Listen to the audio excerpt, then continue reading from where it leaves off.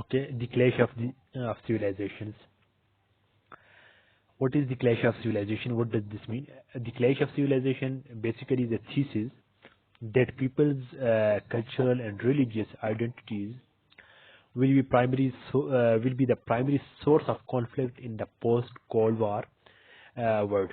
After the Cold War between Russia and USA, the the primary source of conflict will be the religious identities. The American political scientist Samuel P. Huntington he argued that future wars would be fought not between countries but between cultures. He wrote an article titled "The Clash of Civilizations" in response to his former student Francis Fukuyama's book, a very famous book, "The End of History and the Last Man." So in his response, this Professor Huntington began his thinking by surveying the diverse theories about the nature of global politics in the post-Cold War period. Some theorists and writers argued that the human rights, liberal democracy, and the capitalist free market economy had become the only remaining ideological alternative for nations in the post-Cold War world. In but he rejected this thesis, and in addition according to Huntington, the clash of civilization represents a development of history. In the past, world history was mainly about the struggles between monarchs, nations, and ideologies, such as seen within the Western civilization. But after the end of Cold War, world politics moved into a new phase in which non-Western civilization are no longer are exploited recipient of Western civilization, but have become additional important actors joining the West to shape and move the world history. So Professor Huntington argues that the trends of global conflict after the end of the Cold War are increasingly appearing at these civilizational divisions. Uh, Such as those following the break of Yugoslavia and Chechnya, between India and Pakistan, were cited as evidence of inter-civilizational conflict. Basically, he thinks there are around about 9 civilizations, but some civilizations are not much stronger. They are weak civilization. Anyway, first civilization is the Western civilization in the USA, European part of the world, and the second is the Orthodox, basically in Russia and the neighboring countries. Then Islamic civilization, you can see that is the Pakistan, Afghanistan, Iran, Iraq, Syria, Lebanon, Jordan, and Arabian countries, Oman, Saudi Arabia, Kuwait, Bahrain, Yemen, and then the Egypt and the surrounding countries around many African countries. So there is the Islamic civilization. Then the fourth is the Buddhist civilization, which is basically in Bhutan and in some other countries. And then in the fifth number, Hindu civilization, basically in India, and African civilization in some African countries, and Latin American civilization in Latin America and Venezuela, etc. And then Cynic civilization in China, and last one is the Japanese civilization in Japan. But you can see that there are many civilizations, but he focused on the two civilizations. On the Western civilization, much focus is given to the Western civilization and then Islamic civilization. So let's see what's the reason behind that. As you know, the culture of most of the world today is the Western Europe and American culture. Yes, there are different civilizations, but the most of the world this time follow the Western culture. Why? Because the Western culture was exported to the rest of the world during the period of European colonization and continued during the new colonial era by way of indirect rule. Yes, now they don't have the rule on these countries, different countries, the colonial period has been ended, but they have an indirect rule on us. In the 20th century, Western culture has been promoted on a massive scale through the far-reaching effects of the media. Today, it is not surprising to find in the pages of magazine National Geographic the pictures of South American Indian youths in loincloths in the middle of the Amazon wearing baseball caps with a Nike logo, or Mongolian horsemen in the middle of the Gobi Desert wearing the stripped Adidas sweet pants and Reebok trainers. Yes, these are not the cultural basis, but these are some signs of culture. Western culture now represents the dominant cultural influence in most countries, both non-Muslim and Muslim. And it is a national conflict that arises from the clash of cultures, which dominate the social and political policies in both the West and the East. Harvard University professor Samuel P. Huntington summed up the essential issue of the cultural clash in his following observation. His word is that the underlying problem for the West is not Islamic fundamentalism. Yeah, I will quote another, after it I will quote the New York Times what he says. But he says that the underlying problem for the US is not Islamic fundamentalism. It is Islam, a different civilization whose people are convinced of the superiority of their culture. Muslims have this concept of superiority of their culture and are obsessed with the inferiority of their power, but they feel that they don't have the power. So the problem for Islam and the other side, the problem for Islam is not CIA or the US Department of Defense. So what is the problem for Islam? It is the West, a different civilization whose people are convinced of the universality of their culture and believe that they're superior, and Muslims believe that they are superior. If declining power imposed on them the obligation to impose that culture throughout the world, these are the basic ingredients that fuel conflict between Islam and the West. Okay, these were his words. So in this statement, Professor Huntington dismisses the usual claims regarding Islamic fundamentalism, fundamental terrorism as the major threat to the New World Order. Western media constantly reduces the word problem to this common denominator.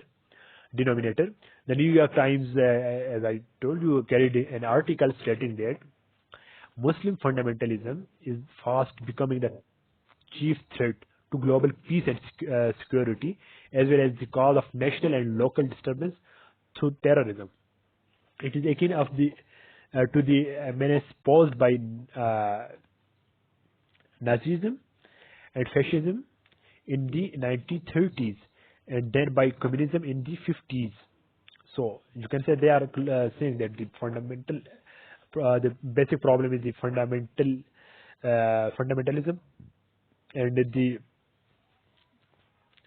fundamentalist terrorism. However, Professor Huntington brushes such claims aside and identifies Islam itself as the main problem for the West, because its civilization is fundamentally different from Western civilization. He also identified two distinct qualities of Muslims, which in his opinion contribute to the problem. The first is that Muslims consider their culture superior to all other cultures. Most Muslims will openly claim that Islam is better than all other religions and philosophies. This attitude is a natural consequence of their belief that the religion of Islam was revealed from God. It is only logical to assume that the culture created by practicing God's religion must of necessity be superior to any culture resulting from human experiment. The other quality is that Muslims desire that the laws that govern them be Islamic. Much of the turmoil in the Muslim world today in Algeria, Egypt, Chechnya, Dagestan, Afghanistan, Iraq, Syria, and even in Pakistan somehow, is a direct result of this desire. During the era of European colonization of the Muslim world, the colonial administration substituted European laws for Islamic law. During the new colonial era, Muslims who were trained by their colonial masters were given the reign of government of Muslim territories and continued to govern according to European law. Today, the vast majority of Muslim governments rule according to the British, French, German, and Dutch laws. And Muslim law is only partially applied in the area of somehow family law. Consequently, as the wave of Islamic awareness sweeps over the Muslim world, the aspiration of Muslims for self-determination has exploded in a series of violent confrontations with existing administrations, with the administrations in places like Indonesia and Malaysia, and Turkey. You can say that the government setup has been changed somehow. The other parties, the Islamic parties, are getting the victory in the elections. Anyway, it was the one side. On the other hand, Professor Huntington negates the Central Intelligence Agency, CIA, as the chief enemy of Muslims. Although the CIA has a reputation for toppling governments and assassinating political figures, the Professor Huntington assures Muslims that it is not their chief enemy. He further rules out the American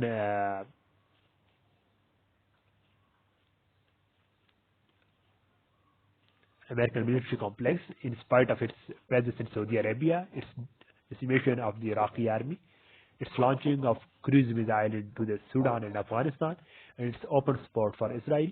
The real source of the problem facing the Muslim world, according to the Professor Huntington, is Western civilization itself. He further explains that the root of the problem lies in the fact that the West considers its culture superior to all other cultures. It considers civilization and its leading principles something that all human beings should aspire for and live by. Why? Why this is?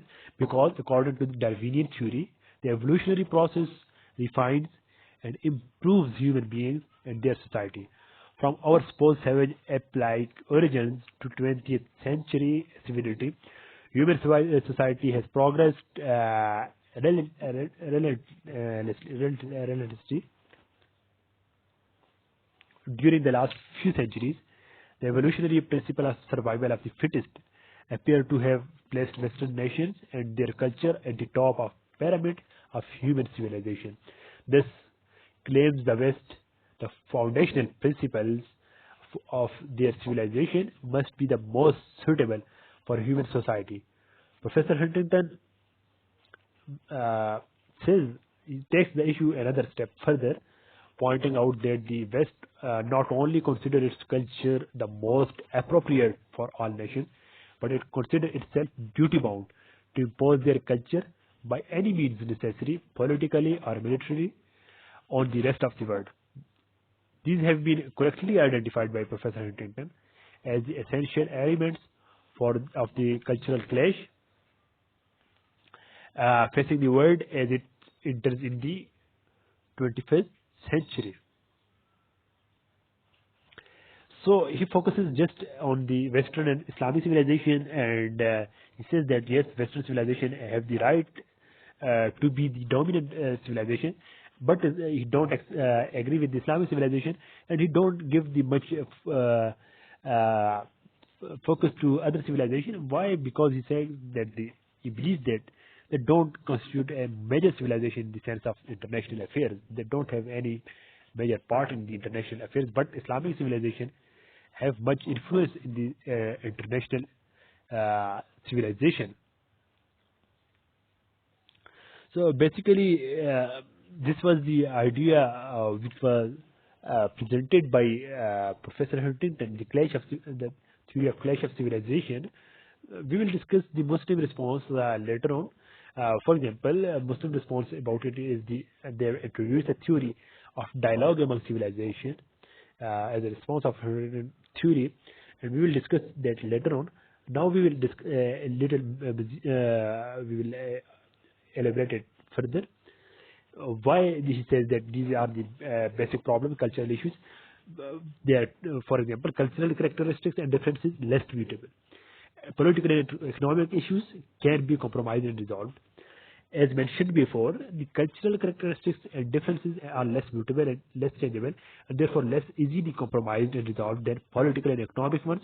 For example, the rich can become poor, but a Russian cannot become an American, or a person can half French and half Arab, but cannot be half Catholic and half Muslim.